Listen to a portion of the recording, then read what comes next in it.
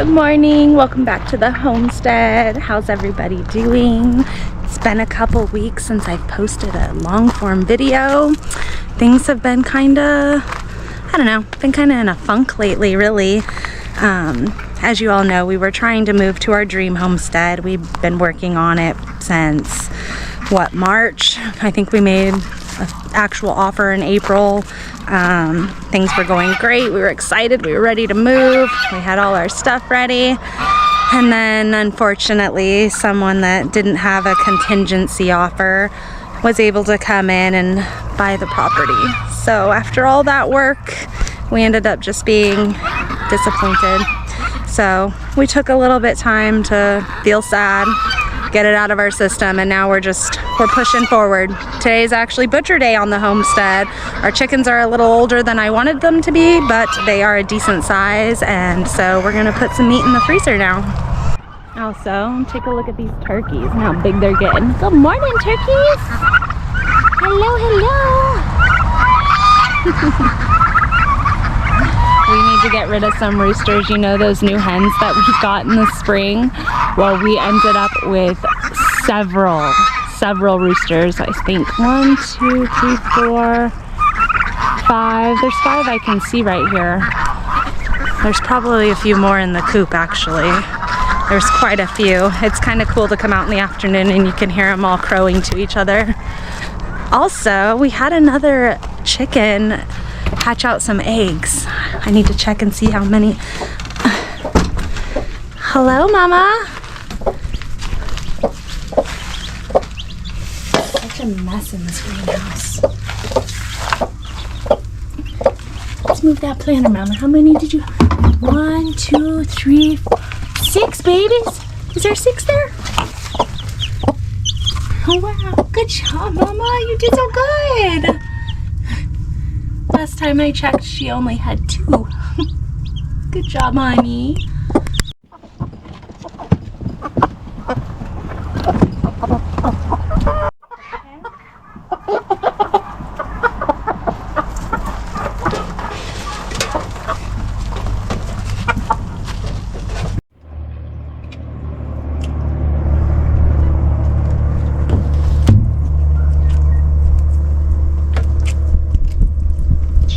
Extra little feathers off. So yeah, our plucker's pretty old. Our scalder broke, so the scalder we're using right now is basically a big stainless pot. We need to just get new equipment, I think, next year. We do. Alright, so first take the feet off. There we go, and then we're gonna flip him over and take his oil gland off. And we're back in the front. Here and pull open, and we unhook all the stuff on the top, grab and pull, and we did feed them, so I'm cutting right here because the feed sack is not going to pull through on this one. The crop is very full because we had to feed them to catch them this morning. Right lung, left lung, and then we're going to go around this here. Around the vent. And that's clean on the inside. We'll pull his stuff out here. There we go. Then we're gonna flip it around. Make a little slit here.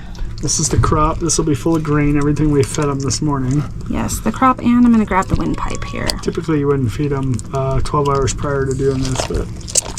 Windpipe.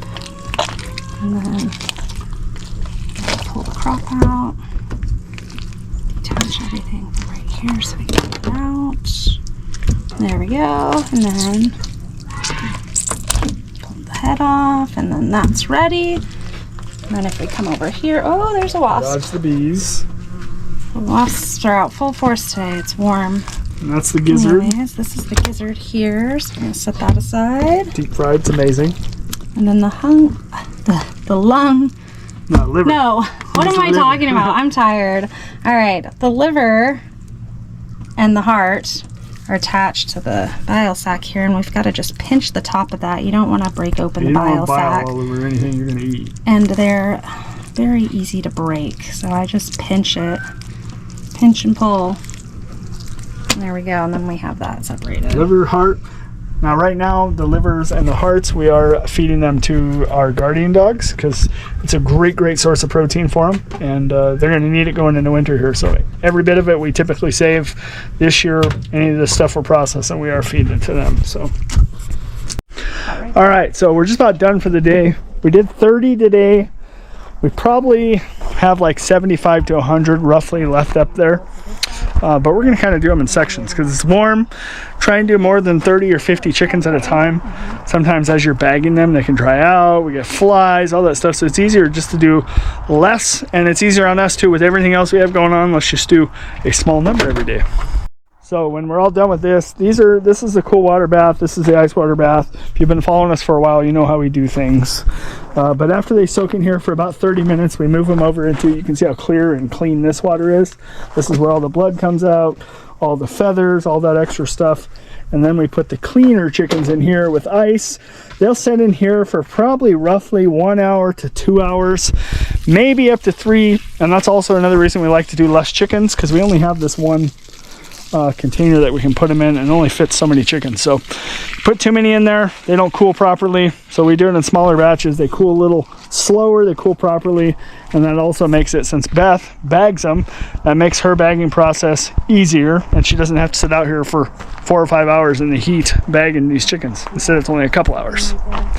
And then typically, if we had a garden going, which we didn't this year because, you know, we've been trying to move, we catch all the blood from all the chickens, and we'll take all the blood and we'll either incorporate it into our compost pile, or if we have live plants going, we'll sometimes dilute it and pour it directly on the plants, and that has helped growth in the garden. So that's pretty cool. All right, all done. Beth just went to get some more ice. The water's super cold, but I like to have a layer of ice over the top of it.